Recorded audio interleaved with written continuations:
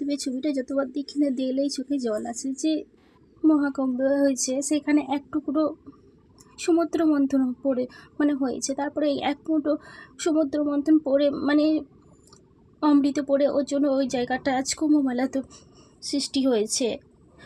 সেই মহাদেবের নিয়েই দেখো বিদেশি লোকেরা আমাদের মহাদেবকে নিয়ে তাদের বাথরুমে তাদের চিঠি রেখেছে।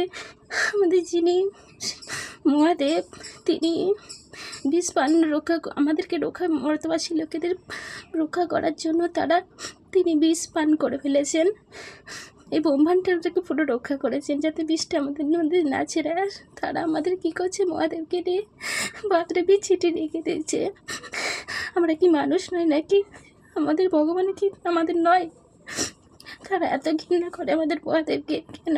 আমরা তো তাদের কোনো কিছু ঘৃণা করি না।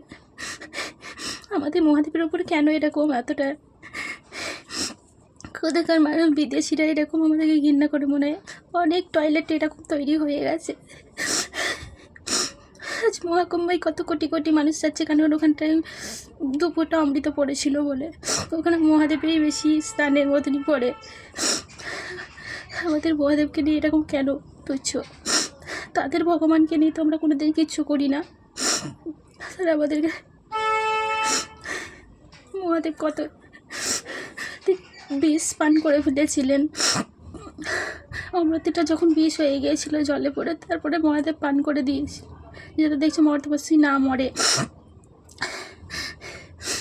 সেই মহাদেবকে নিয়েই আমাদের কেমন ভিডিও মানে ছবি সাটিয়ে দিচ্ছে মহাদেবের। আর মহাদেব